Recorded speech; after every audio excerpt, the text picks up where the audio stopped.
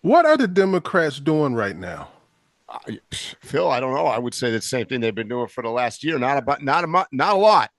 Senator Chris Van Hollen, Democratic Maryland senator, he was denied a visit with the Salvadorian illegal immigrant that he went down there to visit. What is he doing going down there to visit?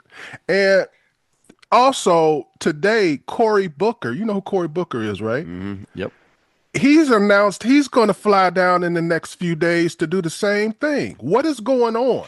All right. So let's just.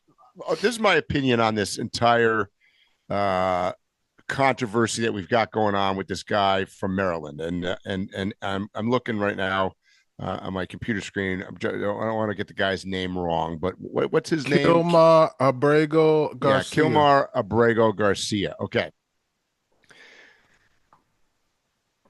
so there was mistakes made. Okay, the guy was deported incorrectly. I'll just leave it at that. And the administration originally admitted that they screwed up because a judge a number of years ago had made a determination that he could not be deported to El Salvador. So they in my opinion, they rightfully took custody of him because he was an illegal immigrant in the United States. So the fact that they picked him up was not incorrect. The fact that they deported him to El Salvador based on our U.S. court system was incorrect. They made an error. Okay, let's get over that for a second. Move past that.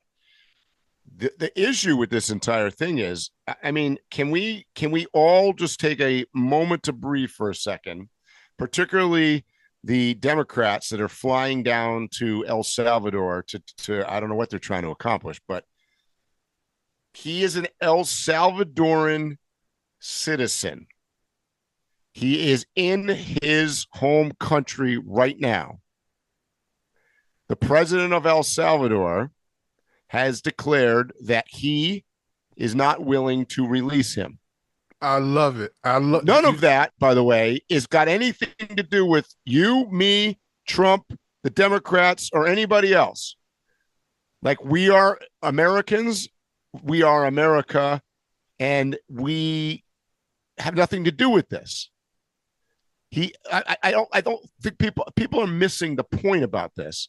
Is that he is not an American? He is an El Salvadorian citizen, and he is in El Salvador.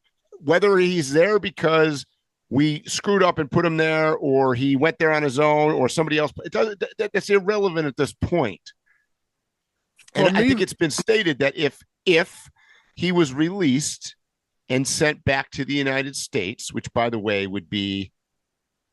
um, would be illegal, as the president of El Salvador has correctly brought up. That would be called smuggling because he's not granted. He's not a legal. He has no legal path to America. So the only way that he could get here would be illegally a second time. We could pick him up and ship him out again.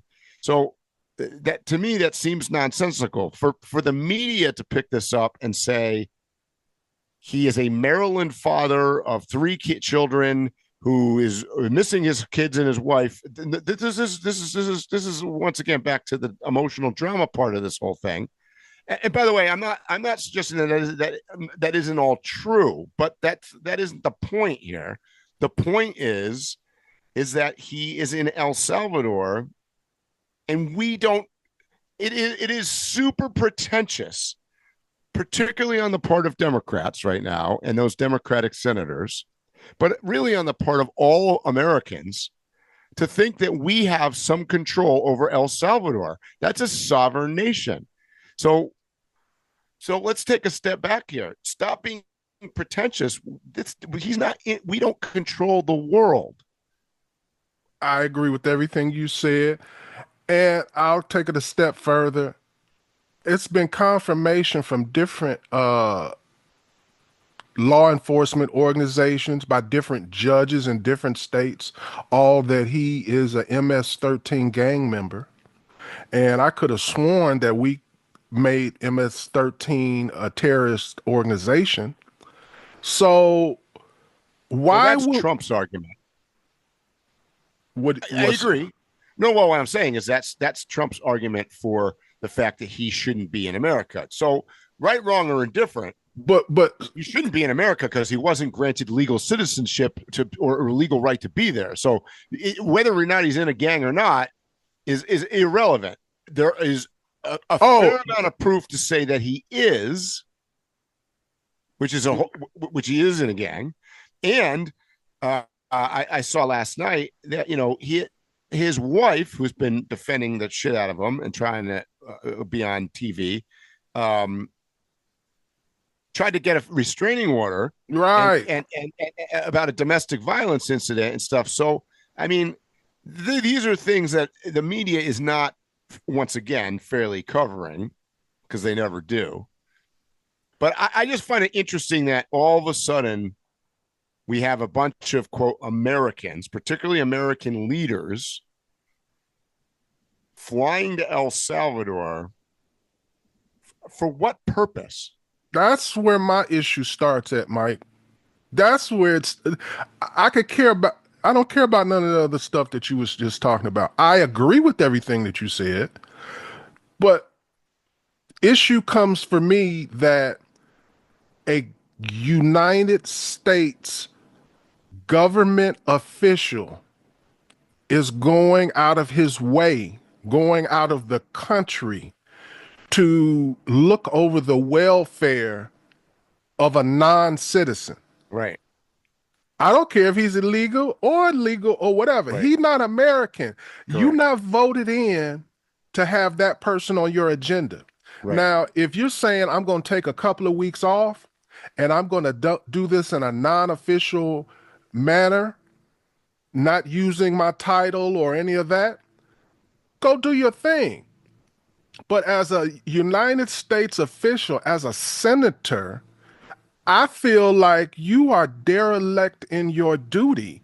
I believe there should be some kind of impeachment for that you should be able to Wow. lose your job. I got to imagine that. I mean, I don't know, but I'm also assuming that it's probably taxpayer funded them flying there.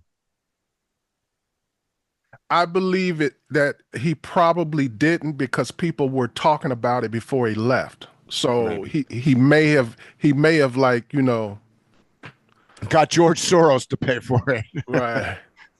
But that's my problem more than anything. I don't be caring about the details Right. of any of these situations. Why are you picking their side? Now, And either you an American or you not. yeah, I Because if agree. I go somewhere, take this same story and don't even make me a gang member. Make me a good person. And I was in another country illegally, and I had a kid with one of your citizens and married them, and y'all decide to send me back to America. That's just the end of it. Right. Yep. That's just the end of it. I know, and that's the point that's being missed here is that if we're gonna, so you've got, and I'm not picking on the Democrats entirely on this. It's not just them, but for them, for a group of people to say, I mean, on one side they're arguing against being an isolationist country, and then on the other side of this argument, you're basically having a bunch of guys saying that we should be controlling the world and be involved in it. So, like, you got to pick your poison here. I mean, the reality is that this is not an American issue. We messed up, and we should not have clerically done that. But by the way, that was a court order. Okay. One could argue that the judge that initially said that he could not be deported to El Salvador was in the wrong from the standpoint of he's an El Salvadorian citizen. The fact that his life was threatened in El Salvador, not to sound inhumane, but is not really part of our agenda, right? I mean, that's an agenda. It should be the agenda of the Salvadorian government to Yes. protect its citizens. Exactly. Period. Exactly. And that's my point. So, we tried to do the right thing, I think, in saying, look, we could, if this guy's going to get deported, send him somewhere else so he's not killed by a gang. We tried to do the right thing. We screwed up many years later here by sending him back there. I can understand how that would happen because you pick up an El Salvadorian and you're gonna and he's there illegally. That's where I would send him to. But it happened, and this once again, this is. I mean, I feel like a broken record, but this is kind of like another big nothing burger.